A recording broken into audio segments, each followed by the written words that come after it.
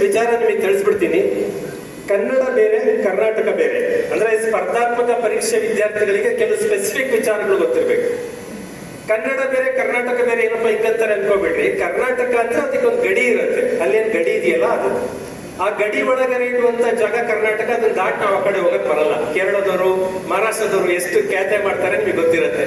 ಆದ್ರೆ ಕನ್ನಡಕ್ಕೆ ಮಿತಿ ಇಲ್ಲ. ಇವತ್ತು ದುಬೈಯಲ್ಲಿ ಇರ್ಬೋದು, ಅಮೆರಿಕದಲ್ಲಿ ಇರ್ಬೋದು, ಆಸ್ಟ್ರೇಲಿಯಾದಲ್ಲಿ ಇರ್ಬೋದು, ಎಲ್ಲ ಕಡೆ ಕನ್ನಡ ಇದೆ. ಕನ್ನಡ ಇಸ್ ಅ ಗ್ಲೋಬಲ್, ಅದು ಜಾಗತಿಕ, ಅದಕ್ಕೆ ಮಿತಿ ಇಲ್ಲ.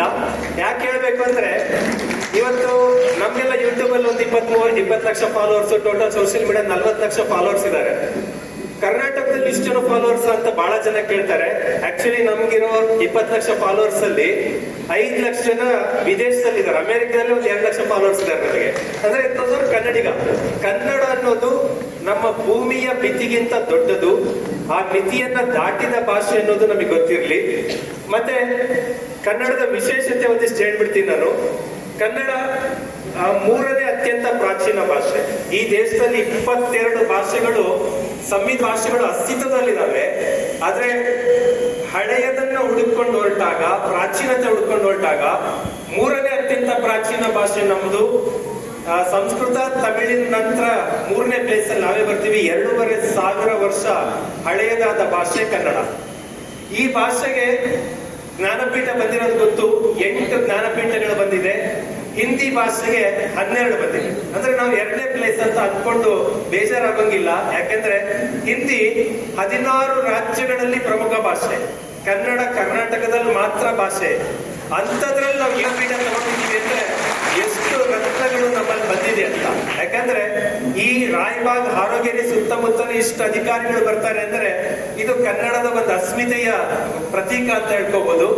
ಹಾಗೆ ಕವಿರಾಜ ಮಾರ್ಗ ಅನ್ನೋದು ನಮ್ಮ ಮೊದಲ ಕೃತಿ. 850 ಕ್ರಿಸ್ತ ಶಕದಲ್ಲಿ ರಚನೆ ಆಗತ್ತದು. ಆ ಪುಸ್ತಕ ರಚನೆ ಆದಾಗ ನಿಮಗೆ ಗೊತ್ತಿರಬೇಕು, ಆ ಪುಸ್ತಕ ರಚನೆ ಆದಾಗ ಇಂಗ್ಲಿಷ್ ಭಾಷೆ ಇನ್ನು ತೊಟ್ಟಿನಲ್ಲಿತ್ತು.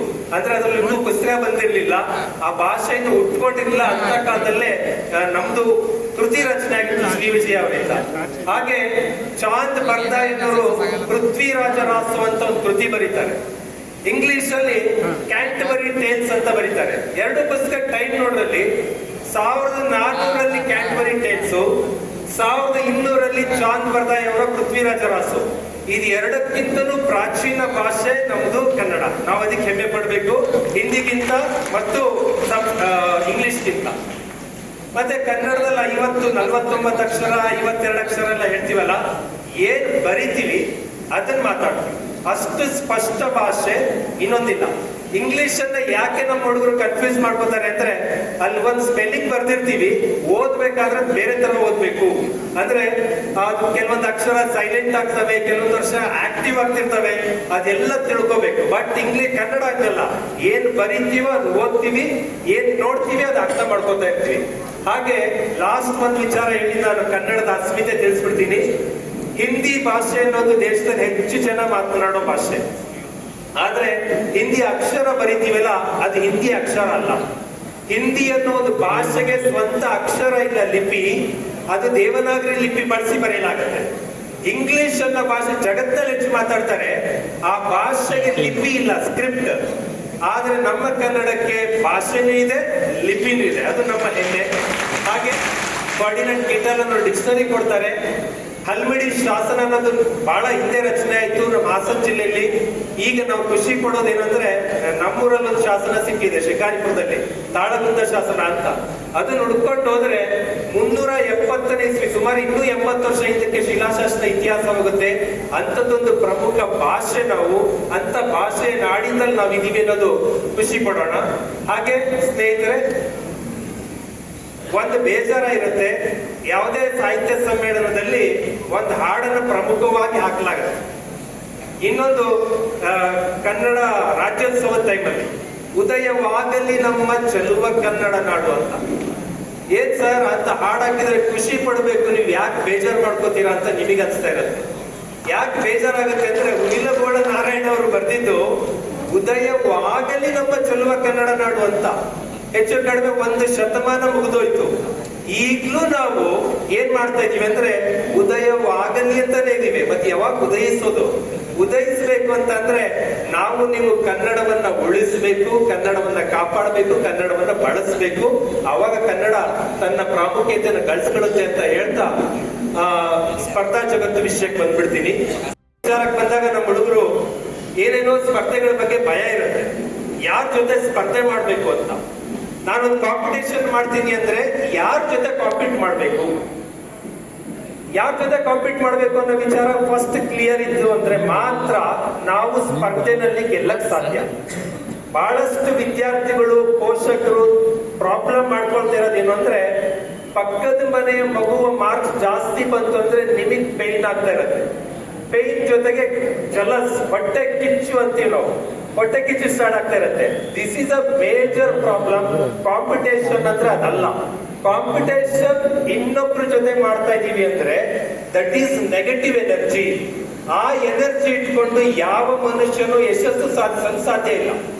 ಅಂದ್ರೆ ನಿಮ್ಮ ಕಾಂಪಿಟೇಷನ್ ನಿಮ್ ಪಕ್ಕದವ್ರ ಜೊತೆನೆ ಇನ್ನೊಬ್ರ ಜೊತೆನೆ ಇಟ್ಕೊಂಡ್ರೆ ಆಗಲ್ಲ.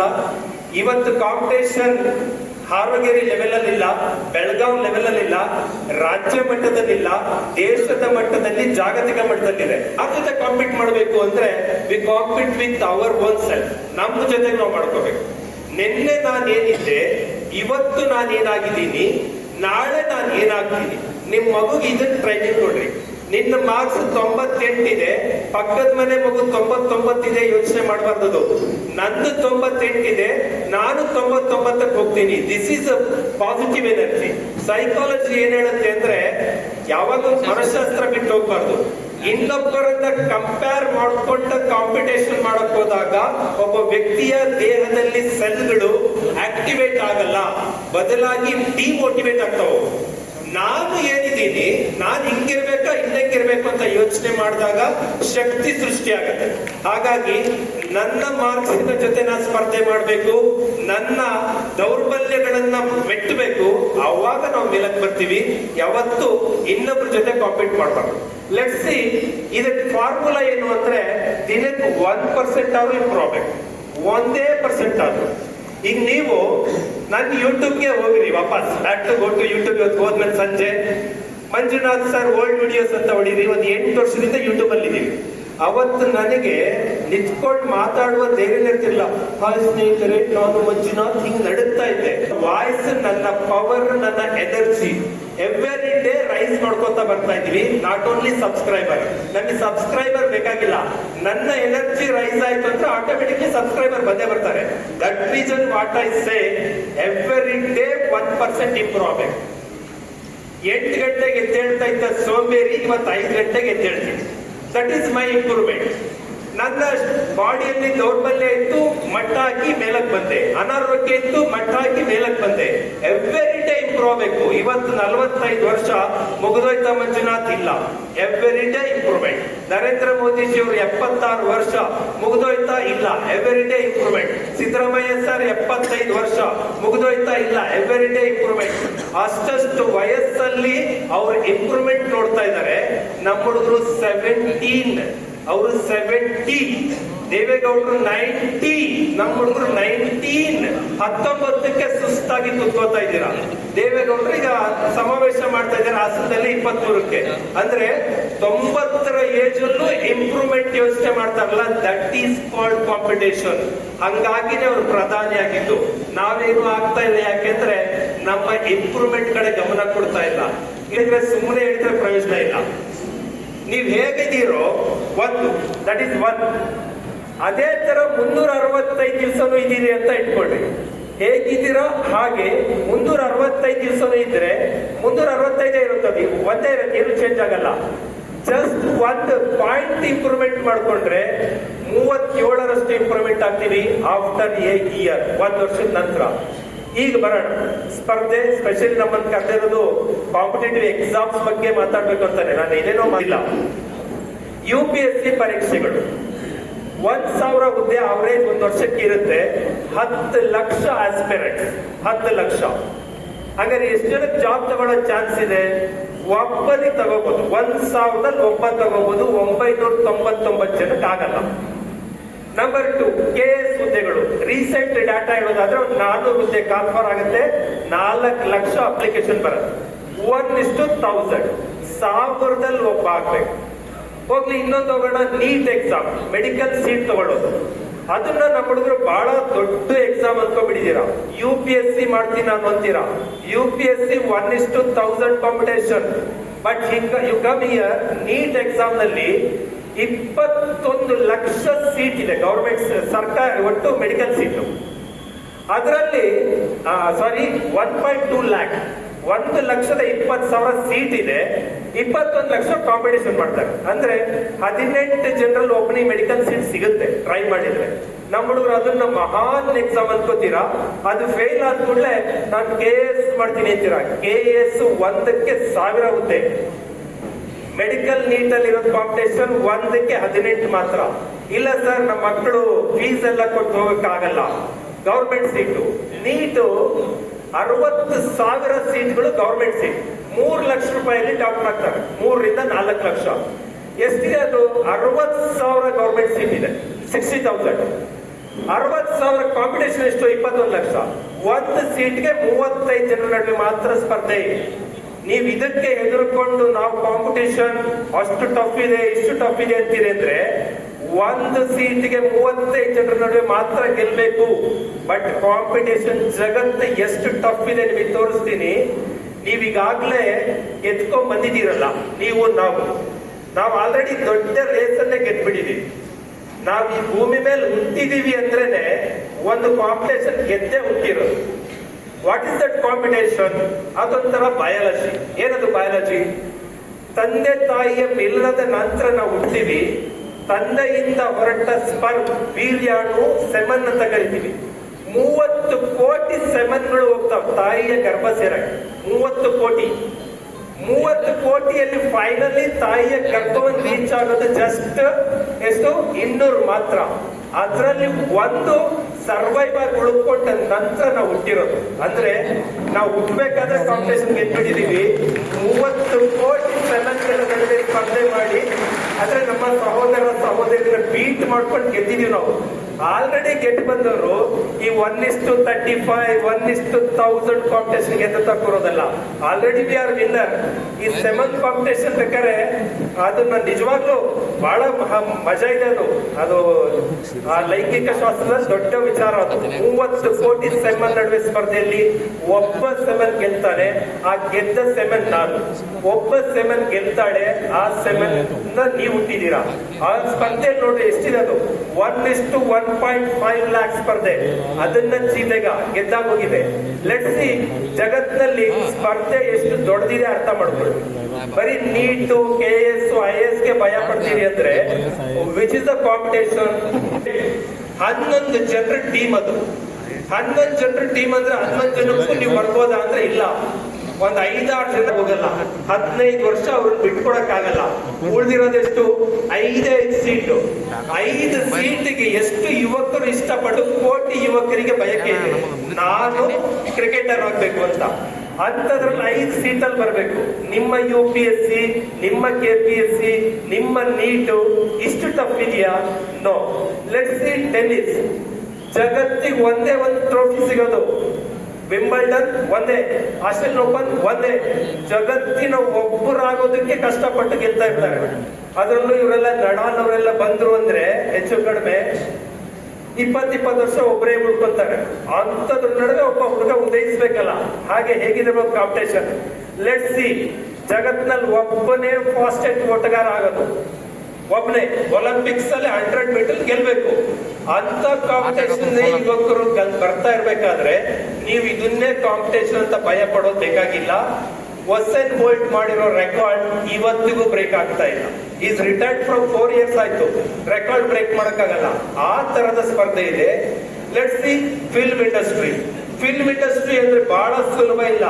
ಅಲ್ಲಿ ಎಂಟ್ರಿ ಕೊಟ್ಟು ಸರ್ವೈವ್ ಆಗಿ ಉಳ್ಕೋಬೇಕು ಅಂದ್ರೆ ನಿಮ್ಮ ಕಾಂತಾರ ಅಷ್ಟು ಕಷ್ಟಪಟ್ಟು ಮಾಡಿದ ಫಿಲಂ ಒಂದು ರೆಕಾರ್ಡ್ ಮಾಡುತ್ತೆ 800 ಕೋಟಿ ಏನು ದುಡೀತು ಅಂತ. ಕಾಂತಾರ ಫಿಲಂ ರಿಲೀಸ್ ಆಗಿ ಒಂದೇ ತಿಂಗಳಿಗೆ 1.5 ತಿಂಗಳಿಗೆ ಇನ್ನೊಂದು ಫಿಲಿಂ ರಿಲೀಸ್ ಆಗುತ್ತೆ, ದುರಂಧರ್. ನೀವು ನೋಡಿದಿರಲ್ಲ, ಹಿಂಗ್ ಮಾಡ್ತಾ ಇರ್ತಾರಲ್ಲ ಹುಡುಗರು. Already record break. ನಾವು ಮಾಡಿರೋ ದಾಖಲೆಗಳು ನಾಳೆಗೆ ಉಳಿಯಲ್ಲ. ಫಿಲ್ಮ್ ಇಂಡಸ್ಟ್ರಿಯಲ್ಲಿ ಹೀರೋ ಒಬ್ಬ ಉಳ್ಕೋಬೇಕು ಅಂದ್ರೆ ಅಷ್ಟು ಎಫರ್ಟ್. Let's see billionaires. ಜಗತ್ತಿನ ಶ್ರೀಮಂತರ ಪಟ್ಟಿ ತೋರಿಸ್ತಾ ಇರೋದು ನಿಮಗೆ. ದಿಸ್ ರಿಚ್ ಲಿಸ್ಟ್ ಅಲ್ಲಿ ಇರುವ 9 ಜನ ಇದರ ಮೇಲೆ 5-6 ಜನ, ಇವ್ರು ಎಲ್ಲರೂ ಕೂಡ ಸೆಲ್ಫ್ ಮೇಡ್, ಸ್ವಂತ ಮಾಡ್ಕೊಂಡಿರೋರು. ಈಗೇನ್ ಸಿದ್ದು ಸರ್ ಹೇಳಿದ್ರು, ಸ್ವಾಮೀಜಿಯವ್ರು ಹೇಳಿದ್ರು, ಅಪ್ಪ ಅಮ್ಮನಿಂದ ಬಂದ ಬಳುವಳಿಯಿಂದ ಬದುಕೋದಲ್ಲ, ತಾನ್ ಕಟ್ಕೋಬೇಕು ಅಂತ. ಇವರೆಲ್ಲ ಕಟ್ಟಿರೋ ಪ್ರಾಪರ್ಟಿ ಎಷ್ಟಿದೆ ಅಂದ್ರೆ ಕಾಂಟ್ ಇಮ್ಯಾಜಿನ್. ಹಾರೋಗೇರಿನಲ್ಲಿ ಒಂದು ಸೈಟ್ಗೆ 1 ಕೋಟಿ, ಒಂದ್ ಜಮೀನ್ಗೆ 2 ಕೋಟಿ ಇದೆ ಅಂತ ಹೇಳ್ತೀರಿ. ಆಯ್ತು, ಇವ್ರು ಯಾರು ಒಬ್ರನ್ನ ಕರ್ಸೋಣ. ನಿಮ್ ಇಡೀ ಹಾರೋಗೇರಿ, ಇಡೀ ರಾಯಬಾಗ್, ಇಡೀ ಬೆಳಗಾಂ 1 ಎಕರೆಗೆ 10 ಕೋಟಿ ಅಂತ ರೇಟ್ ಫಿಕ್ಸ್ ಮಾಡ್ರಿ. ಕೊಟ್ಕೋತೀರಾ ಅಂದ್ರೆ they are ready to deal. Not only Belgaum, not only Karnataka, ಇಡೀ ಸೌತ್ ಇಂಡಿಯಾ ಕೊಟ್ಟುಕೊಳ್ಳೋಷ್ಟು ದುಡ್ಡು ಮಾಡ್ಕೊಂಡಿರೋ ಮಹಾಜಯ. ನೀವು ಆಗುತ್ತಾ ಭಯ ಪಡೋ ಟೈಮಲ್ಲಿ $3 lakh trillion, $5 lakh trillion economy ಸೃಷ್ಟಿ ಮಾಡಿರುವ ಸಾಮಾನ್ಯ ನಮ್ಮ ನಿಮ್ಮಂತ ಅಪ್ಪ ಅಮ್ಮಂದಿರಿಗೆ ಹುಟ್ಟಿರುವ ಮಕ್ಕಳೇ, ಬೇರೆ ಯಾರಲ್ಲ. ಇಂಡಿಯಾದಲ್ಲಿರೋ ಶ್ರೀಮಂತರು ಇವರು ಏನ್ ಕಡಿಮೆ ಅಲ್ಲ. ಇಲ್ಲಿ ಒಂದ್ ತಿಳ್ಕೊಳ್ರಿ, ಯಾರು ಬೇಜಾರಾಗ್ಬಾರ್ದು ದಯವಿಟ್ಟು. ಮೊದಲು ಮಾತನಾಡಿದ್ರು, ಬಡವ್ರ ಮಕ್ಕಳು ಶ್ರೀಮಂತರ ಮಕ್ಕಳು ಈ ಪುರಾಣ ಹೇಳೋದನ್ನ ಬಿಡ್ರಿ. ಬಡವ್ರ ಮಕ್ಕಳು ಅನ್ನೋ ಕಾಲ ಆಲ್ರೆಡಿ ಹೋಗೋಗಿದೆ. ಅಂದ್ರೆ ಕೂಲಿ ಮಾಡಿ ಕಷ್ಟಪಟ್ಟು ಓದಬೇಕು ಅನ್ನೋ ಸ್ಥಿತಿಯಲ್ಲಿ ಇವತ್ತಿನ ಮಕ್ಕಳು ಇಲ್ಲ. ಅವ್ರ ಅಪ್ಪ ಅಮ್ಮ ತಮ್ಮ ಬೆವರೆಲ್ಲ ರಕ್ತ ಹೋಗ್ಲಿ, ನನ್ ಮಗ ಆರಾಮಿರ್ಲಿ ಅನ್ನೋ ಕಾಲ ಇದೆ. ಅವ್ರು ಎಷ್ಟೇ ಕಷ್ಟದಲ್ಲಿದ್ರು ನಿಮ್ಮನ್ನ ಮಹಾರಾಜ ಮಾರಾಡಿ ತರ ನೋಡ್ಕೋತಿದ್ದಾರೆ. ಇಂಥ ಟೈಮಲ್ಲಿ ನಾವು ಬಡವ್ರ ಮಕ್ಕಳು ಅಂತ ಸ್ಟೋರಿ ನೀವು ಹೇಳೋದ್ ಬೇಕಾಗಿಲ್ಲ. ಇಲ್ಲಿ ಬಡವ್ರ ಮಕ್ಕಳು ಗೆಲ್ತಾರೋ ಶ್ರೀಮಂತರ ಮಕ್ಕಳು ಗೆಲ್ತಾರೋ ಮುಖ್ಯ ಅಲ್ಲ. ಇಂಡಿಯಾದ ರಿಚ್ ಪರ್ಸನ್ ಮುಖೇಶ್ ಅಂಬಾನಿ, ಶ್ರೀಮಂತರ ಮಗನೇ ಧೀರುಭಾಯಿ ಅಂಬಾನಿ ಮಗ. ಹಾಗಂತ ಅವ್ರು ಬಡವ್ರ ಮಗ ಅಲ್ಲ, ಅವ್ರು ನೆಗ್ಲೆಕ್ಟ್ ಮಾಡೋಂಗಿಲ್ಲ. ದಿನಕ್ಕೆ 18 ಗಂಟೆ ಕೆಲಸ ಮಾಡ್ತಾರೆ. ಶಿವರಾಜ್ ಕುಮಾರ್, ಪುನೀತ್ ರಾಜ್ಕುಮಾರ್ ಏನ್ ಬಡವ್ರ ಮಕ್ಕಳಲ್ಲ. ಅವರಪ್ಪ ದೊಡ್ಡ ನಟ, ಅವರು ದೊಡ್ಡ ನಟರು ಯಾಕಾದ್ರು ಕಷ್ಟ ಪಟ್ಕೊಂಡು ಬಂದ್ರು. ಹಾಗಾಗಿ ಬಡವ್ರ ಮಕ್ಕಳ ಕತೆ, ಕನ್ನಡ ಮೀಡಿಯಂ ಕತೆ, ಇಂಗ್ಲಿಷ್ ಮೀಡಿಯಂ ಕತೆ ಬೇಕಾಗಿದ್ದೆಲ್ಲ ಹೇಳೋಂಗಿಲ್ಲ. ನೀವು ಮೀಡಿಯಂ ಸ್ಟೋರಿ ಹೇಳ್ಕೊಂಡು, ಹಳ್ಳಿ ಸ್ಟೋರಿ ಹೇಳ್ಕೊಂಡು ಸಿಂಪತಿ ಗಿಡ್ಸ್ಕೊಳಂಗಿಲ್ಲ. Everybody should work hard. ಶ್ರೀಮಂತರು ಮಕ್ಕಳು ಸಾಧನೆ ಮಾಡಿದ್ದಾರೆ, ಬಡವ್ರ ಮಕ್ಕಳು ಸಾಧನೆ ಮಾಡಿದ್ದಾರೆ. ನೀವು ಅದಕ್ಕೆ ರೆಡಿ ಇರ್ಬೇಕಷ್ಟೇ. ಯಾಕಂದ್ರೆ ನಿಮ್ಮ ಅಪ್ಪ ಅಮ್ಮ ಬಡವ್ರು ಇರ್ಬೋದು, ನಿಮ್ಮನ್ನ ಬಡವ್ರ ತರ ಬದುಕಕ್ ಬಿಡ್ತಾ ಇಲ್ಲ. ಯಾರ ತರ ಬದುಕ್ತಾ ಇದಾರೆ? ರಾಜರಾಡ್ತಾ ಇದ್ದಾರೆ. So you get ready to achieve more. Let's see. ಒಬ್ಬ ರೈತರು ಕೂಡ ಕಾಂಪಿಟೇಷನ್ ಮಾಡ್ತಾರೆ. ಪಕ್ಕದ ಹೊಲದ ಬೆಳೆ ಕಪ್ಪಾಗಿ ಚೆನ್ನಾಗಿ ಕಾಣ್ತಾ ಇತ್ತು ಅಂದ್ರೆ ಇವನು ಗೊಬ್ಬರ ತಂದು ಹಾಕ್ತಾ ಇರ್ತಾರೆ. ಅಂದ್ರೆ ಎವ್ರಿವೇರ್ ಇಸ್ ದ ಕಾಂಪಿಟೇಷನ್. ಆ ಕಾಂಪಿಟೇಷನ್ಗೆ ನೀವು ರೆಡಿ ಆಗ್ಬೇಕು. Let's see. ಕನ್ನಡಿಗರು ಎಲ್ಲ ಕ್ಷೇತ್ರದಲ್ಲಿ ಇರ್ಬೇಕು. ಪುರಾಣ ಮಾಡ್ಕೊಂಡು ಭಾಷಣ ಮಾಡ್ಕೊಂಡು ಕೂತ್ರೆ ಪ್ರಯೋಜನ ಇಲ್ಲ. ಈಗೇನು ನಮ್ದೇ ಆರೋಗ್ಯರಿ ಬ್ಯಾಂಕ್ಗಳಿಗೆ ಹೋಗ್ರಿ, ಬೆಳಗಾವಲ್ಲಿ ರೈಲ್ ಹತ್ರಿ. ಆ ರೈಲ್ ಹತ್ತಿದಾಗ ಒಬ್ಬ ತೆಲುಗುನಲ್ಲೋ ಹಿಂದಿಯಲ್ಲೋ ಮಾತಾಡ್ತಾನೆ. ನಿಮ್ ಕನ್ನಡ ಬರೋನಲ್ಲೋ ಹಾಗೋ ಹಿಂಗೋ ಅಂತ ನೀವು ಅವನ ವಿರುದ್ಧ ವಿಡಿಯೋ ಮಾಡಾಕ್ತೀರಾ. ಬ್ಯಾಂಕ್ ಅಲ್ಲಿ ಹೋಗ್ತೀರಾ, ಕನ್ನಡ ಬರೋನಲ್ಲೋ ಅಂತ ಅವನ ವಿರುದ್ಧ ವಿಡಿಯೋ ಮಾಡಾಕ್ತೀರಾ. ಇದು ಸರಿನಾ ತಪ್ಪು ಅಂದ್ರೆ ಇದು ಸರಿಯಲ್ಲ. ಯಾಕೆ ಅಂದ್ರೆ ಆ ಜಾಗಕ್ಕೆ ನೀವು ಬಂದಿದ್ದಕ್ಕೆ ಅವ್ರು ಬಂದ್ ಕೂತಿರೋದು. ಬ್ಯಾಂಕಿಗೆ ಬಂದಿಲ್ಲ, ತೆಲುಗಲ್ಲಿ ಬಂದ್ ಕೂತಿದ್ದಾರೆ. ಕನ್ನಡಿಗರು ಬ್ಯಾಂಕಿಗೆ ಬಂದಿಲ್ಲ, ಮರಾಠಿಯಲ್ಲಿ ಬಂದ್ ಕೂತಿದ್ದಾರೆ. ಕನ್ನಡಿಗರು ರೈಲಿಗೆ ಬಂದಿಲ್ಲ, ಹಿಂದಿಯವ್ರು ಬಂದ್ ಕೂತಿದ್ದಾರೆ. ನಾವು ಓದ್ಕೋಬೇಕು. ನಾವಲ್ಲಿ ಬಂದ್ ಕೂತ್ಕೊಂಡ್ರೆ ದರ್ ಇಸ್ ನೋ ಪ್ರಾಬ್ಲಮ್. ನಾವು ಅದನ್ನ ಮಾಡದೆ, ನಾವು ಕನ್ನಡ ಮೀಡಿಯಂ, ನಾವು ಹಳ್ಳಿ ಹುಡುಗರು, ನಮಗೆ ಹಿಂದಿ ಬರಲ್ಲ, ನಮಗೆ ಮರಾಠಿ ಬರಲ್ಲ, ಪುರಾಣ ಹೇಳಂಗಿಲ್ಲ. ಏನ್ ಬೇಕು ಅಂತ ಕಲಿಬೇಕು, ಆ ಪ್ಲೇಸಿಗೆ ಬಂದು ಕೂತ್ಕೋಬೇಕು. Problem is solve. Let's go. ಗೆಲ್ಬೇಕು ಅಂದ್ರೆ ಏನ್ ಬೇಕು? 4 ವಿಚಾರ ಸ್ಟ್ರಾಂಗ್ ಆಗಿ ಗೊತ್ತಿರ್ಬೇಕು. ಇವತ್ತೇನ್ ತೋರಿಸಿದಲ್ಲ, ಅವ್ರನ್ನ ಸುಮ್ಮನೆ ತೋರಿಸಿದಲ್ಲ, ಅಷ್ಟು ಜನರು ಇದನ್ನ ಕಾಪಾಡ್ಕೊಂಡಿದ್ದಾರೆ. ಯಾವುದನ್ನ? ದೇಹ ಪ್ಲಸ್ ಮನಸ್ಸು, ಬಾಡಿ ಅಂಡ್ ಮೈಂಡ್, ಎರಡನ್ನ ಸ್ಟ್ರಾಂಗ್ ಆಗಿ ಇಟ್ಕೋಬೇಕು. ನಿಮ್ಮ ಬಾಡಿ ದುರ್ಬಲ ಆಯ್ತು ಅಂದ್ರೆ ನಿಮ್ ಮೈಂಡ್ ಏನು ಕೆಲಸ ಮಾಡಲ್ಲ.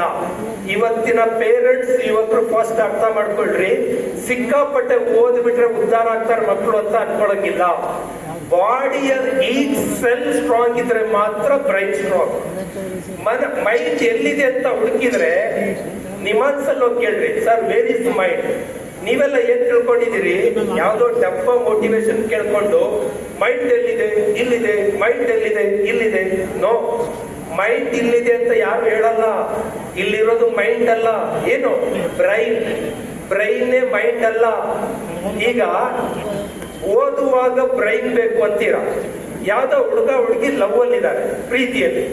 ಅವಾಗ ಎಲ್ಲಿ ನೋವಾಗ್ತಿರುತ್ತೆ ಅವರಿಗೆ, ಎಲ್ಲಿ ನೋವಾಗುತ್ತೆ ಅವರಿಗೆ. ಲವ್ ಕೂಡ ಒಂದು ಮನಸ್ಸೇ ಅಲ್ಲ ಅದು. ನನಗೆ ಲವ್ ಡಿಸಪಾಯಿಂಟ್ ಆಯ್ತು, ಪ್ರೀತಿ ಬಿದ್ದೋಯ್ತು, ಎಲ್ಲಿ ನೋವಾಗುತ್ತೆ ಅಂತ ನಾನು, ಇಲ್ಲಿ ನೋವಾಗುತ್ತೆ ಅಂತಾನೆ. ಆದ್ರೆ ಓದ್ಬೇಕಾದ್ರೆ ಮೈಂಡ್ ಇಲ್ಲಿದೆ, ಲವ್ಗೆ ಬಂದಾಗ ಮೈಂಡ್ ಇಲ್ಲಿಗೆ ಬಂತು. ನಮ್ ರಿಲೇಟಿವ್ ಯಾರೋ ಸತ್ತೋದ್ರು, ಅವಾಗ ನೀವೇನ್ ಹೇಳ್ತೀರಿ, ನನ್ ನೆನ್ನೆಯಿಂದಲೂ ಯಾಕೋ ಸಂಕಟ ಆಗ್ತಾ ಇತ್ತು. ಎಲ್ಲಿ ಸಂಕಟ ಆಗ್ತಾ ಇತ್ತು, ಹೊಟ್ಟೆಯಲ್ಲಿ. ಆಗ ರಿಲೇಟಿವ್ ಸತ್ತೋದ ಮೈಂಡ್ ಇಲ್ಲಿಗೆ ಬಂತ. ಆದ್ರೆ ಮೈಂಡ್ ಅನ್ನೋದು ಇಲ್ಲಿ ಲೊಕೇಟ್ ಮಾಡೋಂಗಿಲ್ಲ, ಇಲ್ಲಿರೋದು ಬ್ರೈನ್ ಅಷ್ಟೇ. ಮೈಂಡ್ ಅಂದ್ರೆ ದೇಹದ ಎಲ್ಲಾ ಕಣಗಳಲ್ಲೂ ಇದೆ. ದಿಸ್ ಇಸ್ ಅ ಸೈಕಾಲಜಿ, ನಾನ್ ಹೇಳ್ತಿರೋದಲ್ಲ. Each cell is important. ನಿಮ್ ಮಕ್ಕಳನ್ನ, ಯುವಕರನ್ನ ಪ್ರತಿಯೊಬ್ರು should strong your complete body strong ಇಡ್ಬೇಕು. ಅವಾಗ ಮೈಂಡ್ ಸ್ಟ್ರಾಂಗ್ ಆಗುತ್ತೆ. ಯಾಕಂದ್ರೆ ಮೈಂಡ್ ಎಲ್ಲ ಕಡೆ ಇದೆ. ಅದ್ರ ಜೊತೆಗೆ ಮನೋಭಾವ, ಆಟಿಟ್ಯೂಡ್ ಇರ್ಬೇಕು. ಆಟಿಟ್ಯೂಡ್ ಅಂದ್ರೆ ನಾನ್ ಯಾರು, ನಾನ್ ಏನಾಗ್ಬೇಕು ಅಂತ. ಈಗ ಇಲ್ಲಿ ಯಾವ್ದೋ ಒಬ್ಬ ಹುಡುಗಿ ಟೈಮ್ ಇಲ್ಲ ನನಗೆ, ಟೈಮ್ ಇದ್ರೆ ಅವೆಲ್ಲ ಮಾಡ್ತೀವಿ. FCC ಕೇಳ್ತೀನಿ ನಾನು, ನೀನು ಯಾರು? ನಾನು ರಾಜೇಶ, ನಾನು ಪಲ್ಲವಿ, ಮುಗೀತು, ಮತ್ತೇನು ಗೊತ್ತಿಲ್ಲ. ಆದ್ರೆ ದರ್ಶನ್ ಯಾರು ಅಂದ್ರೆ ದರ್ಶನ್ ಅವ್ರ ಬಗ್ಗೆ ಪ್ರಬಂಧ ಬರೀತಾರೋ, ಯಶ್ ಅವ್ರ ಬಗ್ಗೆ ಪ್ರಬಂಧ ಬರೀತಾರೆ, ವಿರಾಟ್ ಕೊಹ್ಲಿ ಬಗ್ಗೆ ಇಷ್ಟು ಮಾತಾಡ್ತಾರೆ. ನೀನ್ ಯಾರು ಅಂದ್ರೆ ನನ್ನ ಬಗ್ಗೆ ಗೊತ್ತಿಲ್ಲ. ಅಂದ್ರೆ ನಮ್ಮ ಹುಡುಗಿಯರು ನಾನ್ ಯಾರು, ನಾನ್ ಏನಾಗಿದ್ದೀನಿ, ನಾನ್ ಏನಾಗಬೇಕು, what is my dream, what is my effort, ಇಷ್ಟು ಅರ್ಥ ಮಾಡ್ಕೊಂಡ್ರೆ ದಟ್ ಈಸ್ ಕಾಲ್ಡ್ ಮನೋಭಾವ. ಯಾವತ್ತು ನಮ್ಮನ್ನು ನಾವು ಇಂಪ್ರೂವ್ ಮಾಡ್ಕೋಬೇಕು. ವಿರಾಟ್ ಕೊಹ್ಲಿ ಅವ್ರ ಬಗ್ಗೆ ನೀವು ದಿನಕ್ಕೆ 6 ಗಂಟೆ ಧ್ಯಾನ ಮಾಡಿದ್ರೆ ವಿರಾಟ್ ಕೊಹ್ಲಿ ಶ್ರೀಮಂತರಾಗ್ತಾರೆ ಹೊರತು ನೀವಾಗಲ್ಲ. ನಿಮ್ ಬಗ್ಗೆ ನೀವು ಧ್ಯಾನ ಮಾಡಿದಾಗ ಮಾತ್ರ ನೀವು ರಿಚ್ ಆಗ್ತೀರಾ, ಅದು ಅರ್ಥ ಮಾಡ್ಕೊಳ್ಳಿ. Let's go. ಅಭ್ಯಾಸ, ಪ್ರಾಕ್ಟೀಸ್, ನಿರಂತರ ಅಭ್ಯಾಸ, ರಿಪೀಟೆಡ್ ಪ್ರಾಕ್ಟೀಸ್. ಒಂದ್ ಗೊತ್ತಿರ್ಲಿ, ಈ ಕೈ ವಾಚ್ ಕಟ್ಕೊಂಡಿದ್ದೀರ ನೀವೆಲ್ಲ. ಜಸ್ಟ್ ಈ ವಾಚ್ ಅನ್ ಬಿಚ್ಚಿ ಈ ಕೈ ಕಟ್ರಿ. ಈ ಕೈ ಕಟ್ತಾ ಇದ್ದಂಗೆ ನಿಮ್ಗೆ ಏನೋ ಒಂಥರ ಡಿಫ್ರೆಂಟ್ ಫೀಲ್. ಯಾಕೆ? ಈ ಕೈ ವಾಚ್ ಇಲ್ಲೇ ಇರ್ಬೇಕಿತ್ತು ಅಂತ ನಿಮ್ ಮೈಂಡ್ ಹೇಳ್ತಾ ಇರತ್ತೆ. ಈ ವಾಚ್ ಇಲ್ಲಿಗೆ ಹಾಕಿದ್ದೆ ಮೈಂಡ್ ಒಪ್ಕೊಳ್ಳಲ್ಲ ಅಂದ್ರೆ, ಇವತ್ತು 8 ಗಂಟೆಗೆ ಹೇಳುವ ನೀವು ನನ್ನ ಈ ಪುಟ್ಕೋಸಿ ಭಾಷಣ ಕೇಳ್ಕೊಂಡು ನಾಳೆ 5 ಗಂಟೆಗೆ ಹೇಳ್ತೀರಾ ಅಂದ್ರೆ ಹೇಳಲ್ಲ. ಯಾಕೆ ಅಂದ್ರೆ ನಿಮ್ ಮೈಂಡ್ ಬಿಡಲ್ಲ. ಈ ವಾಚ್ ಇಲ್ಲಿ ತರಕ್ಕೆ ಬಿಡಲ್ಲ ಅಂತಂದ್ರೆ ನಿಮ್ಮನ್ನ 8 ಗಂಟೆಯಿಂದ 5 ಗಂಟೆಗೆ ಹೇಳಕ್ ಬಿಡುತ್ತಾ ಅದು? ನೀವು ಅದಕ್ಕೆ ರಿಪೀಟೆಡ್ ಪ್ರಾಕ್ಟೀಸ್ ಅಂತ ಕರಿತೀವಿ. ರಿಪೀಟೆಡ್ ಪ್ರಾಕ್ಟೀಸ್, ದಿನ ಅಭ್ಯಾಸ ಕೊಡ್ಬೇಕು. ಈ ವಾಚ್ ಇಲ್ಲಿ ಕಟ್ಟಿ 21 ದಿನ ಏನ್ ಕಾಟ ಕೊಟ್ರು ವಾಪಸ್ ಕಟ್ಟ ಬರ್ತೇವೆ. 22ನೇ ದಿನ ಬಾಯಿ ಮುಚ್ಕೊಂಡು ಒಪ್ಕೊಳ್ಳುತ್ತೆ ಮೈಂಡ್. ಆ ತರ ನೀವೇನಾದ್ರೂ ಪ್ರಾಕ್ಟೀಸ್ ಅನ್ನ 21 ಡೇಸ್, ಈ ಸ್ವಾಮೀಜಿಗಳಿದ್ದಾರೆ, ಏನಾದ್ರೂ ಮಾಡು ಅಂದ್ರೆ 21 ದಿನ ಮಾಡುವಂತಾರೆ. ಯಾಕೆ 21 ದಿನ ಮಾಡುವಂತಾರೆ ಅಂದ್ರೆ ದಟ್ ಈಸ್ ಅ ಸೈನ್ಸ್. 21 ದಿನ ನಿರಂತರವಾಗಿ ಒಂದ್ ಕೆಲಸ ಮಾಡಿದ್ವಿ ಅಂದ್ರೆ ಅದು ನಮ್ಮ ಮೈಂಡ್ ಒಪ್ಕೊಳ್ಳುತ್ತೆ. ಒಪ್ಕೊಂಡ ನಂತರ ಅದನ್ನ ಫಾಲೋ ಮಾಡಕ್ ಸ್ಟಾರ್ಟ್ ಮಾಡುತ್ತೆ, ಬದಲಾವಣೆಗೆ ಸಿದ್ಧ ಆಗುತ್ತೆ. ಲೆಟ್ಸ್ ಸಿ, ಒಂದ್ ಚೆಕ್ ಮಾಡೋಣ. ಈ ಚೆಕ್ಕಲ್ಲಿ ನೀವೇ ಸರಿ ತಪ್ಪು ಹೇಳ್ಬೇಕಷ್ಟೇ ನನಗೆ. ಆ ನಂತರ ನೀವು ಸಾಧಕರಾಗ್ತಿರೋ ಇಲ್ಲೋ, ಸ್ಪರ್ಧೆಗೆ ಸಿದ್ಧ ಇದೀರೋ ಇಲ್ವೋ ನಂಗೆ ಗೊತ್ತಾಗುತ್ತೆ. ಸುಮ್ಮನೆ ನಾನು ಭಾಷಣ ಮಾಡಿದ್ರೆ ಹೇಳ್ಬೇಕು, ಸರಿ ತಪ್ಪು ಹೇಳ್ಬೇಕು. Let's go. ಬೆಳಿಗ್ಗೆ ಎದ್ದು ಯಾವುದು ಮಾಡುವುದು ಸರಿ? ವ್ಯಾಯಾಮ ನಿದ್ರೆ. ಜೋರಾಗಿ ಹೇಳ್ರಿ. ಬರೀ ನನಗೆ ಹುಡುಗರೇ ಬೇಕಾಗಿಲ್ಲ, ದೊಡ್ಡವರು ಹೇಳ್ಬೇಕು. ನೀವು ನಿಮ್ದು ಆರೋಗ್ಯ ಇಂಪಾರ್ಟೆಂಟ್ ನಮಗೆ. ಯಾವ್ದು ಸರಿ? ವ್ಯಾಯಾಮ. ಯಾವುದು ಮಾಡುವುದು ಸರಿ? ಮೊಬೈಲ್ ಬ್ರೌಸ್ ಮಾಡೋದಾ, ಓದುವುದಾ? ರೀಡಿಂಗ್ ಸರಿಯಪ್ಪ, ಹುಡುಗರು ಒಳ್ಳೆ ಜೋರಾಗಿ ಹೇಳ್ತಾ ಇದ್ದಾರೆ. ಯಾವುದು ಮಾಡುವುದು ಸರಿ? ಟಿವಿ ನೋಡುವುದು, ಹೋಮ್ವರ್ಕ್ ಮಾಡುವುದು? ಹೋಮ್ವರ್ಕ್. ಅಪ್ಪ. ಜಂಕ್ ಫುಡ್ ತಿನ್ನುವುದು, ರಾ ಫುಡ್ ತಿನ್ನುವುದು? ರಾ ಫುಡ್ ತಿನ್ಬೇಕು. ಪಾನಿಪುರಿ, ಗೋಬಿ ಮಂಚೂರಿ ಎಲ್ಲ ತಿನ್ನಬಾರ್ದು. ಮತ್ತೆ ಇಷ್ಟೆಲ್ಲ ಸರಿ ಗೊತ್ತಿದ್ಮೇಲೆ ನಾನು ಭಾಷಣ ಮಾಡೋದೇ ಬೇಕಾಗಿಲ್ಲ, ಬಿಕಾಸ್ ಎಲ್ಲ ಗೊತ್ತಲ್ಲ. ವ್ಯಾಯಾಮ ಸರಿ ಇದೆ, ಓದುವುದು ಸರಿ ಇದೆ, ಹೋಮ್ವರ್ಕ್ ಸರಿ ಇದೆ, ಅಂಡ್ ದೆನ್ ರಾ ಫುಡ್, ರೊಟ್ಟಿ ಮುದ್ದೆ ಇಂತ ತಿನ್ಕೊಂಡು ಗಟ್ಟಿಮುಟ್ಟಾಗಿರ್ಬೇಕು, ಸರಿ ಇದೆ. Time pass, time use. Time pass ಮಾಡ್ಬೇಕಾ, ಟೈಮ್ ಯೂಸ್ ಮಾಡ್ಬೇಕಾ? ಟೈಮ್ ಯೂಸ್ ಮಾಡ್ಬೇಕು. ಆದರೂ ಸಾಧಿಸಲು ಸಾಧ್ಯ ಆಗ್ತಾ ಇಲ್ಲ. ಯಾಕೆ? ಎಲ್ಲ ಸರಿ ಗೊತ್ತಿದೆ, ಸರಿ ಗೊತ್ತಿದ್ರು ಸಾಧಿಸಕ್ ಆಗ್ತಾ ಇಲ್ಲ, ಸ್ಪರ್ಧೆ ಗೆಲ್ತಾ ಇಲ್ಲ. ಯಾಕೆ? Let's come. ಆದರೂ ಸಾಧಿಸಲು ಸಾಧ್ಯ ಆಗ್ತಾ ಇಲ್ಲ. ಯಾಕೆ? ಇಲ್ಲೊಂದು ಸಮಸ್ಯೆ ಖಂಡಿತ ಇದೆ. Okay, let's start. ಈಗ ಮತ್ತೆ ಸತ್ಯವನ್ನೇ ಹೇಳಬೇಕು, ಸತ್ಯವನ್ನಲ್ಲದೆ ಬೇರೆನೇ ಹೇಳ್ಬಾರ್ದು. ರೆಡಿನಾ? ಅದು ಖುಷಿ ಕೊಡುತ್ತೆ ನಿಮಗೆ. ಸತ್ಯ ಹೇಳ್ಬೇಕು. ಯಾವ್ದು ಖುಷಿ ಕೊಡುತ್ತೆ? ನಿದ್ರೆ ಖುಷಿ ಕೊಡುತ್ತೆ. ಯಾವ್ದು ಖುಷಿ ಕೊಡುತ್ತೆ? ಬ್ರೌಸಿಂಗ್ ಖುಷಿ ಕೊಡುತ್ತೆ. ಯಾವ್ದು ಖುಷಿ ಕೊಡುತ್ತೆ? ಟಿವಿ ನೋಡಕ್ ಖುಷಿ ಕೊಡುತ್ತೆ. ಯಾವ್ದು ಖುಷಿ ಕೊಡುತ್ತೆ? ಜಂಕ್ ಫುಡ್ ಖುಷಿ ಕೊಡುತ್ತೆ. ಯಾವುದು ಸರಿ ಅಂತ ನಿಮಗೆ ಗೊತ್ತು, ನಿಮಗೆ ಸರಿ ಅಂತ ಗೊತ್ತಿರೋದು ಯಾವುದು ನಿಮಗೆ ಮಜಾ ಕೊಡ್ತಾ ಇಲ್ಲ. ಸ್ಪರ್ಧೆಯ ಜಗತ್ತು ಹೇಗೆ ಅಂದ್ರೆ, ಸ್ಪರ್ಧೆ ಅಂದ್ರೆ ಇಷ್ಟೇ. ಸರಿ ಅನ್ನೋದು ನಿಮ್ಮೆಲ್ಲರಿಗೂ ಗೊತ್ತು. ಇಂಡಿಯಾದಲ್ಲಿರೋ 150 ಕೋಟಿ ಜನಕ್ಕೂ ಗೊತ್ತು. ಯಾಕೆ 150 ಕೋಟಿ ಜನಲ್ಲೇ 6 ರಿಂದ 8 ಕೋಟಿ ಜನ ಸಾಧಕರಾಗ್ತಾರೆ, 140 ಕೋಟಿ ಜನ ಆರ್ಡಿನರಿ ಪೀಪಲ್ ಆಗಿ ಉಳ್ಕೋತಾರೆ ಅಂದ್ರೆ this is a problem. This is a problem. ಸರಿ ಅನ್ನೋದು ನೋವು ಕೊಡ್ತಾ ಇದೆ, ತಪ್ಪು ಅನ್ನೋದು ಮಜಾ ಕೊಡ್ತಾ ಇದೆ. ಮನಸ್ಸಿದೆಯಲ್ಲ, ಮನಸ್ಸಿಗೆ ಸರಿ ತಪ್ಪು ಗೊತ್ತಿಲ್ಲ. ನಿಮ್ಮ ಬುದ್ಧಿಶಕ್ತಿ, ಅದು ಇಂಟೆಲಿಜೆಂಟ್ಗೆ ಸರಿ ತಪ್ಪು ಗೊತ್ತು, ಮನಸ್ಸಿಗೆ ಸರಿ ತಪ್ಪು ಗೊತ್ತಿಲ್ಲ. ಮನಸ್ಸಿಗೆ ಗೊತ್ತಿರೋದೇನು? ಮನಸ್ಸಿಗೆ ಗೊತ್ತಿರೋದು ಮಜಾ. ನಿಜದಲ್ಲಿ ಅದು ಮಜವನ್ನ ಸ್ವೀಕರಿಸುತ್ತೆ. ನಮ್ಮ ಹುಡುಗ ಹುಡುಗಿಯರು ಮಜವನ್ನು ಫಾಲೋ ಮಾಡ್ತಾ ಇದ್ದಾರೆ, ನಿಜವನ್ನಲ್ಲ. ಇಲ್ಲಿ ಅರ್ಥ ಮಾಡ್ಕೊಳ್ರಿ, ಎಮೋಷನಲ್ ಕೋಶೆಂಟ್ ಅಂತ. ನೀವು ಬುದ್ಧಿಯನ್ನ ತಿಂದಿದ್ರೆ ಪ್ರಯೋಜನ ಇಲ್ಲ, ಭಾವನೆಯನ್ನೇ ತಿದ್ದಬೇಕು. ಬೆಳಿಗ್ಗೆ ಎಚ್ಚರ ಆದಾಗ ಇನ್ನು ಮಲ್ಗಣ ಅನ್ಸುತ್ತಲ್ಲ, ದಟ್ ಈಸ್ ಎಮೋಷನ್. ಅಂತ ಎಬ್ಬಿಸ್ಬೇಕು. ಆ ಎಬ್ಬಿಸ್ಬೇಕಂದ್ರೆ IQ ಕೆಲಸ ಮಾಡಲ್ಲ, ಎಮೋಷನ್ ಕೋಶೆಂಟ್ ಕೆಲಸ ಮಾಡುತ್ತೆ. ಅದನ್ನ ಫಾಲೋ ಮಾಡ್ರಿ. Let see. ಒಂದು ಗೊತ್ತಿರ್ಲಿ, ಇಷ್ಟು ಜನರಿಗೂ ಕಾನ್ಶಿಯಸ್ ಮೈಂಡ್, ಸಬ್ ಕಾನ್ಶಿಯಸ್ ಮೈಂಡ್ ಅಂತ ಎರಡಿರುತ್ತೆ. ಜಾಗೃತ ಪ್ರಜ್ಞೆ, ಸುಪ್ತ ಪ್ರಜ್ಞೆ ಅಂತ ಕರಿತೀವಿ. ಏನೇನು ಸರಿ ಸಾಧಿಸಬೇಕು, ಉಲ್ಲೊಳ್ಳಿ ಸರ್ ಹೇಳಿದ್ರು, ಇಲ್ಲೆಲ್ಲ ಸಾಧಕರು ಹೇಳಿದ್ರು, ನಾವು ಅವ್ರ ತರ ಆಗ್ಬೇಕು ಅನ್ಕೊಳ್ಳೋದು ಇದು ಒಂದೇ. ನಿಮ್ ಒಳಗಡೆ ಒಂದಿದೆಯಲ್ಲ ಮಜಾ, ಅದು 7. ಒಂದು ಫ್ಯಾಕ್ಟ್ರಿನಲ್ಲಿ 8 ಜನ ಕಾರ್ಮಿಕರಿದ್ದಾರೆ, ಒಬ್ಬ ಕೆಲಸ ಮಾಡ್ತಾನೆ, 7 ಜನ ಮಲ್ಕೊಂಡಿದ್ದಾರೆ. ಉದ್ಧಾರ ಆಗುತ್ತಾ? ಆಗಲ್ವಾ? ಆಗಲ್ಲ. ಯಾಕೆ ಆಗಲ್ಲ ಅಂದ್ರೆ, ಸೇಮ್ ನಮ್ಮೊಳಗೂ ಅಷ್ಟೇ ಸಬ್ ಕಾನ್ಶಿಯಸ್ ನ ಎಚ್ಚರಿಸ್ಬೇಕು. ನೀವು ಎದ್ದೇಳು ನೀನು ಅಂತ. ಹೆಂಗೆ ಎಬ್ಬಿಸ್ಬೇಕದು? ಹೆಂಗೆ ಎಬ್ಬಿಸ್ಬೇಕು ಅಂದ್ರೆ ಹಿಂಗೆ ಎಬ್ಬಿಸ್ಬೇಕು. ಹೆಂಗೆ ನೋಡ್ರಿ, ಆ ಕಾಂತಾರದ ಇರೋ ಬಿದ್ದುಕೊಂಡು ಹೋಗಿರ್ತಾನೆ, ಎಷ್ಟು ಒದ್ದಿರ್ತಾನೆ. ಅಂತ ಟೈಮಲ್ಲಿ ಒಂದು ಶಕ್ತಿ ಅವನಿಗೆ ಅನ್ನತ್ತೆ. ಅದು ದೈವ ಶಕ್ತಿನೋ ಇನ್ನೊಂದು ಬೇಕಾಗಿಲ್ಲ, ಎಚ್ಚರಿಸೋದು. ಹೇಳು ನೀನು, ನಿನ್ ಒಳಗ್ ಪವರ್ ಇದೆ, ನೀನು ಅಯೋಗ್ಯ ಅಲ್ಲ, ಎದಳು ಅಂತ ಅಂದಾಗೆ. ಎದ್ದ ನಂತರ ಅವನಿಗೆ ಬಂತಲ್ಲ ಶಕ್ತಿ, ದಟ್ ಈಸ್ ಸಬ್ ಕಾನ್ಶಿಯಸ್. ನೀವೇನಂತೀರಿ? ಈಗ ಯಾವ್ದೋ ಫಿಲಂ ಪೋಸ್ಟರ್ ತನ್ನ ಕಥೆ ಹೇಳಿದ್ರೆ ಕೇಳಲ್ಲ ಸರ್ ಅಂತ. ಕೇಳ್ಬೇಡ್ರಿ ನೀವು, ನಾ ಸತ್ಯ ಹೇಳೋವರೆಗೂ. Let see. 2 ವರ್ಷದಿಂದ ಒಂದು ವರ್ಲ್ಡ್ ಕಪ್ ಮ್ಯಾಚ್ ಇಂಡಿಯಾದಲ್ಲಿ ಬಾಂಗ್ಲಾದೇಶದ ಛೋಟಾ ಟೀಮು ಆಸ್ಟ್ರೇಲಿಯನ್ ಸೋಲಿಸ್ತಾ ಇದೆ. ಹೆಂಗೆ ಸೋಲ್ತಾ ಇದೆ ಅಂದ್ರೆ 4 ವಿಕೆಟ್ ಬಿದ್ದೋಗಿದೆ. ಈ ಆಟಗಾರ ಬರ್ತಾನೆ, ಮಸಲ್ ಸ್ಪ್ಯಾಮ್, ನೆಲಕ್ಕೆ ಬಿದ್ದೋಗ್ತಾನೆ. ಫಿಸಿಯೋ ಬಂದು ಹೇಳ್ತಾರೆ, ಮುಗೀತು, ನಿನ್ ಕೈಲಿ ಆಡಕ್ಕಾಗಲ್ಲ, ರಿಟೈರ್ಡ್ ಆಗು ಅಂತ. ಅವನು ಉಲ್ಟಾ ಬಿದ್ಕೋತಾನೆ. ನಾನು ರಿಟೈರ್ಡ್ ಆದೆ ಅಂದ್ರೆ ನನ್ನ ಟೀಮ್ ಸೋಲ್ತು, ಜಗತ್ತನ್ನ ಗೆಲ್ಲಕ್ ಬಂದವ್ರು ಸೋತೋಗ್ತೀವಿ. ನಾನು ರಿಟೈರ್ಡ್ ಆಗ್ಬೇಕಾ, ಆಡ್ಬೇಕಾ? ಅವನ ಕೈಲಿ ಹೆಜ್ಜೆ ಇಡಕ್ಕೂ ಆಗ್ತಾ ಇಲ್ಲ. ಈಸ್ ಓನ್ಲಿ ಬ್ಯಾಟ್ಸ್ಮನ್, ಉಳ್ಕೋಬೇಕು. ಅವಾಗ ಹಿಂಗ್ ಉಲ್ಟಾ ಬಿದ್ಕೋತಾನೆ. ಐ ಫೀಲ್, ನಾನ್ ಫೀಲ್ ಮಾಡ್ಕೊಂಡಿದ್ದು ಹೀಗೆ, ಅವನಿಗೂ ಓದಿರ್ಬೋದು ಅಂತ. ಅಂದ ಕೂಡ್ಲೆ ಎದ್ದು ನಿಂತ್ಕೋತಾನೆ, ಓಡಲ್ಲ ಮಾಡಲ್ಲ ಅವನು. ನಿಂತ ಜಾಗದಲ್ಲೇ 4, 6, ಹತ್ತತ್ರ ಡಬಲ್ ಸೆಂಚುರಿ. ಬಾಂಗ್ಲಾದೇಶ್ ಟೀಮ್ ಪುಡಿ ಗೆದ್ರು. ಗೆದ್ದಿದ್ದು ನಮ್ಗೆ ತಪ್ಪಾಯ್ತು. ಫೈನಲ್ ಅಲ್ಲಿ ನಮಗೂ ಬಂದು ಹೊಡೆದಾಕೊಂಡು ಕಪ್ಪೆ ಗೆದ್ಕೊಂಡು ಹೋಗ್ತಾರೆ. ಅಂದ್ರೆ ನಿಮ್ ಒಳಗಡೆ ಶಕ್ತಿ ಇದೆ, ಪ್ರತಿಯೊಬ್ಬರಿಗೂ ಇದೆ, ಪ್ರತಿಯೊಬ್ಬರಿಗೂ. ಆ ಒಳಗಡೆ ಇರುವ ಸಬ್ ಕಾನ್ಶಿಯಸ್ ಅನ್ನ ಎಚ್ಚರಿಸುವ ಕೆಲಸ ಮಾಡ್ರಿ. ಕ್ರಿಯೇಟಿವ್ ಮನಸ್ಸು ಮತ್ತು ವಿಕಸಿತ ಮನಸ್ಸು ಅಂತ.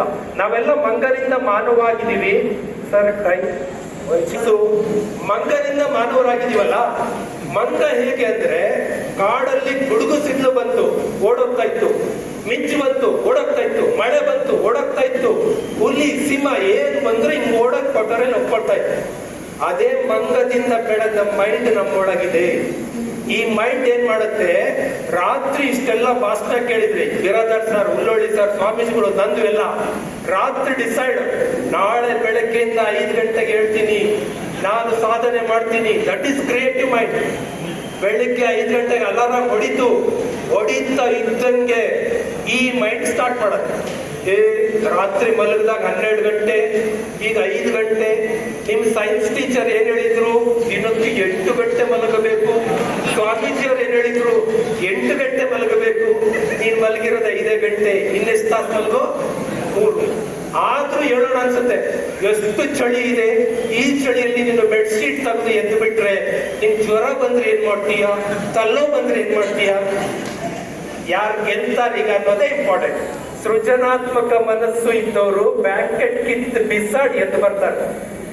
ಯಾರು ಹೇಡಿ ಮನಸ್ಸಿರುತ್ತೋ ಅವ್ರು ಬ್ಲಾಂಕೆಟ್ ಮುಚ್ಚಾಕೋತಾರೆ.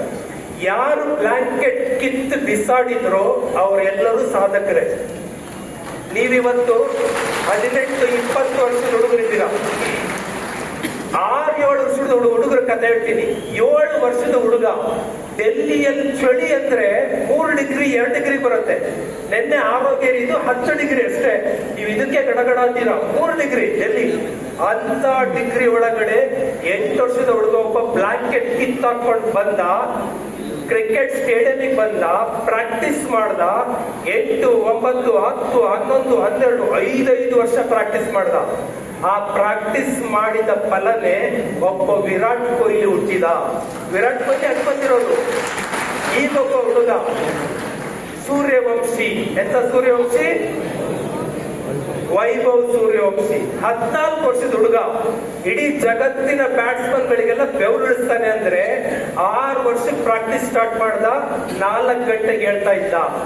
ಯಾರ್ಯಾರು ಬೆಳಿಗ್ಗೆ ಎದ್ರೋ ಅವರೆಲ್ಲ ಸಾಧಕರೇ. ಸಿದ್ಧಗಂಗಾ ಶ್ರೀಗಳು ಅಂತ ಗೊತ್ತಿರ್ಬೋದು, 2:45 ಹೇಳ್ತಾ ಇದ್ರು. 2:45, 2:45. Can't imagine. ಅಷ್ಟೊತ್ತಿಗೆ ಎದ್ದಿದ್ದಕ್ಕೆ 110 ವರ್ಷಗಳ ಕಾಲ ನಾಡಿನ ಸೇವೆ ಮಾಡಿದ್ರು. ನರೇಂದ್ರ ಮೋದಿ ಅವರು 5 ಗಂಟೆಗೆ ಹೇಳ್ತಾರೆ, ಸಿದ್ದರಾಮಯ್ಯನವರು 5 ಗಂಟೆಗೆ ಹೇಳ್ತಾರೆ, ರೋಹಿತ್ ಶರ್ಮಾ 4:30 ಹೇಳ್ತಾರೆ. ನೀವು ಜಗತ್ತಿನ ಯಾರೇ ಟಾಪರ್ಸ್ ಲಿಸ್ಟ್ ಕೊಡ್ರಿ, ಆ ಟಾಪರ್ಸ್ ಎಲ್ಲ 5 ಗಂಟೆಗೆ ಹೇಳ್ತಾರೆ. ಆದ್ರೆ ಬಹಳ ಜನ ಮಹಾಶಯರು, ಮಹಾರಾಜ ಮಹಾರಾಣಿಯರ ಪುತ್ರ ಪುತ್ರಿಯರು ಮಾತ್ರ 8 ಗಂಟೆಗೆ ಹೇಳ್ತಾ ಇದ್ದಾರೆ. ಯಾರು ನೀವೇ. Is the problem. Let's go. ಸಕ್ಸಸ್ಗೆ 3 ಮಂತ್ರ ಬೇಕು: ದಿನಚರ್ಯ, ಬ್ರಹ್ಮಚರ್ಯ, ಸಹಚರ್ಯ. ನನ್ನ ಯೂತ್ ಮಾತ್ರ ರಿಸ್ಟ್ರಿಕ್ಟ್ ಮಾಡ್ಕೊಂಡು ಮಾತಾಡ್ತೇನೆ, ಬೇರೆಯವರಿಗಿಲ್ಲ ಇದು. ದಿನಚರ್ಯ ಅಂದ್ರೆ ಏನು? ಬೆಳಿಗ್ಗೆ ಮುಂಜಾನೆಯ ಒಡೆಯರಾಗಬೇಕು. ಯಾರ್ಯಾರು 5 ಗಂಟೆಗೆ ಹೇಳ್ತಿರೋ, 5 ಗಂಟೆ ಮೇಲೆ ಕಮಾಂಡ್ ಸಾಧಿಸ್ತಿರೋ, ಜಗತ್ತು ನಿಮ್ ಕೈಡೆ ಬರ್ತಾ ಇರುತ್ತೆ. ನಿಮಗೆ ನಂದೇ ಸ್ಟೋರಿ ಹೇಳ್ತೀನಿ, ಬೇರೆ ಪುರಾಣ ಹೇಳಲ್ಲ ನಾನು. 35 ವರ್ಷದವರೆಗೂ ಮಂಜುನಾಥ್ IAS KS ಓದ್ತಾ ಇದ್ದೆ. IAS KS ಬರೀ ಟ್ರೈ ಮಾಡಿದೆ. ಪೊಲೀಸ್ ಕೆಲಸಕ್ಕೆ, ಹೈಸ್ಕೂಲ್ ಟೀಚರ್ ಕೆಲಸಕ್ಕೆ ಸಿಕ್ಕಿತ್ತು. ದೊಡ್ಡ ಕೆಲಸಗಳು ಸಿಗ್ಲಿಲ್ಲ. ಯಾಕೆ ಸಿಗ್ಲಿಲ್ಲ ಅಂದ್ರೆ ಈ ದರಿದ್ರ ಮಂಜುನಾಥ್ ಹೇಳ್ತಾ ಇದ್ದು 8 ಗಂಟೆಗೆ. ಯಾವುದೇ 8 ಗಂಟೆಗೆ ಹೇಳುವ ದರಿದ್ರನಿಗೆ ಸಾಧನೆ ಮಾಡೋಕ್ ಸಾಧ್ಯ ಇಲ್ಲ. ಒಂದಿನ ಬಹಳ ಜೀವನದಲ್ಲಿ ನೋವಾಯ್ತು. ಯಾಕೆ ನನಗೆ ನೋವು ಅಂತ ಯೂಟ್ಯೂಬ್ ಅಲ್ಲಿ ನೋಡ್ತಾ ಇದ್ದೆ. ಒಂದು ವಿಡಿಯೋ ಬಂತು, ಮುಂಜಾನೆಯ ಒಡೆಯರಾಗಿ ನೀವು ಜಗತ್ತನ್ನ ಏನ್ ಬೇಕಾದ್ರೆ ಪಡ್ಕೋತೀರಾ ಅಂತ. ಏನಪ್ಪ ಅದು ಮುಂಜಾನೆಯ ಒಡೆಯ? 5 ಗಂಟೆಗೆ ಹೇಳು, ನೀನು 1 ತಿಂಗಳು ಹೇಳು, ನೀನ್ ಏನ್ ಬಯಸ್ತೀಯೋ ನಿನಗೆ ಸಿಗುತ್ತೆ ಅಂತ. ಆಗಿದ್ದಾಗ ಈ ಜೀವನದಲ್ಲಿ ಎಲ್ಲಾ ಮುಗಿದೋಗಿದೆ, ಇದು ಒಂದು ಟೆಸ್ಟ್ ಮಾಡ್ಬಿಡೋಣ ಅಂತ ಒಂದು ಬುಕ್ ತರಿಸಿದೆ, 5 AM ಕ್ಲಬ್ ಅಂತ. ಆ ಬುಕ್ ಓದ್ಕೊಂತ 5 ಗಂಟೆಗೆ ಹೇಳೋಕ್ ಸ್ಟಾರ್ಟ್ ಮಾಡಿದೆ. ಯಾವತ್ತು 5 ಗಂಟೆಗೆ ಎದ್ನೋ ಅವತ್ತಿಂದ ಮಂಜುನಾಥ್ ಹಿಂದೆ ನೋಡಿಲ್ಲ. ನೀವ್ ಇವತ್ತು ನೋಡ್ತಾ ಇರೋ ಮಂಜುನಾಥ್ 2ನೇ ಜನ್ಮದ ಮಂಜುನಾಥ್. ಯಾವ ಮಂಜುನಾಥ್? 5 ಗಂಟೆ ಮಂಜುನಾಥ್. ಹಿಂದಿನ 35 ವರ್ಷದ ಮಂಜುನಾಥ್ ಸತ್ತೋದ ಅವನು. ಅವನು ವೇಸ್ಟ್, ದರಿದ್ರ ಫೆಲೋ. ದರಿದ್ರ ನಾರಾಯಣ ಅಂದ್ರೆ ಅದೇ, ನೀವು ದರಿದ್ರ ನಾರಾಯಣ ಆಗ್ಬೇಕು, ಶ್ರೀಮನ್ ನಾರಾಯಣ ಆಗ್ಬೇಕು, ಡಿಸೈಡ್ ಮಾಡ್ಕೊಳ್ರಿ. 5 ಗಂಟೆಗೆ ಎದ್ರೆ ಸಂಪತ್ತು, ದುಡ್ಡು ಬೇಕಾ ದುಡ್ಡು, ವಿದ್ಯೆ ಬೇಕಾ ವಿದ್ಯೆ, ಹೆಲ್ತ್ ಬೇಕಾ ಹೆಲ್ತ್, ಆಧ್ಯಾತ್ಮಿಕವಾಗಿ ಸಾಧನೆ ಮಾಡ್ಬೇಕಾ ಸಾಧನೆ, ಎಲ್ಲದು ಬರುತ್ತೆ. ಮುಂಜಾನೆಯ ಒಡೆಯರಾಗ್ಬೇಕು. ನಂಬರ್ 2, ದೇಹ ಮನಸ್ಸು ಎರಡಕ್ಕೂ ಎಕ್ಸರ್ಸೈಸ್ ಮಾಡಿಸ್ಬೇಕು.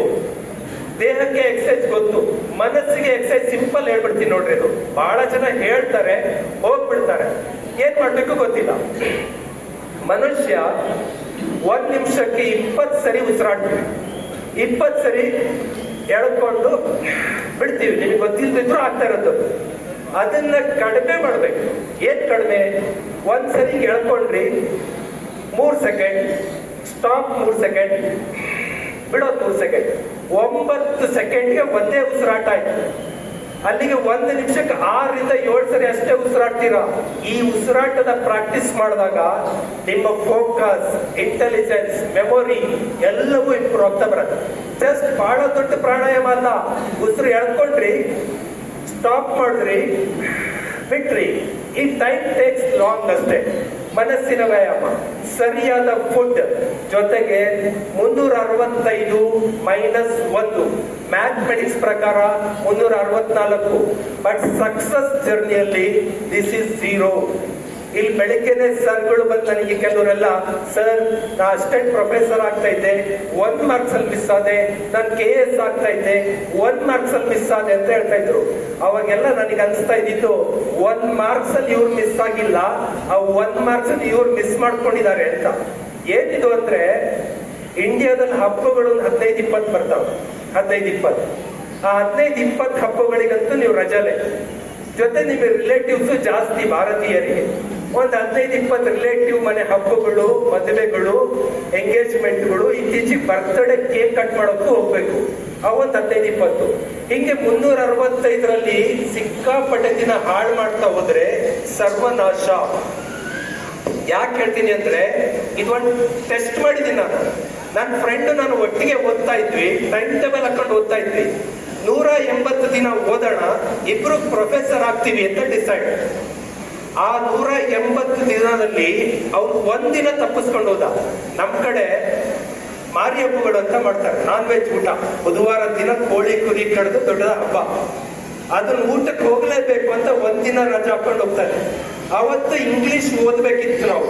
ಆ ಇಂಗ್ಲಿಷ್ ಅಲ್ಲಿ 1 ಮಾರ್ಕ್ಸ್ ಕಳ್ಕೊಂಡು ಈ ಮಿಸ್ಡ್ ದ ಪ್ರೊಫೆಸರ್ ಜಾಬ್. ಅಲ್ಲಿ ಗೊತ್ತಾಯ್ತು ನನಗೆ 365 ದಿನ ಎಫರ್ಟ್ ಅಲ್ಲಿ 1 ದಿನ ಮೈನಸ್ ಮಾಡಿದ್ರೆ 364 ಬರಲ್ಲ. ಎಷ್ಟು ಬರುತ್ತೆ? 0. ಇದನ್ನ ಎಚ್ಚರಿಕೆ ಇದ್ದೀರಿ. ಬ್ರಹ್ಮಚರ್ಯ, ದಿಸ್ ಇಸ್ ವೆರಿ ಇಂಪಾರ್ಟೆಂಟ್. ಯಾವುದೇ ಯುವಕ ಯುವತಿಗೆ ಹೇಳ್ತಾ ಇರೋದು, ನಮ್ಮ ಧರ್ಮದಲ್ಲಿ 4 ಆಶ್ರಮ ಕೊಟ್ಟಿದ್ದಾರೆ.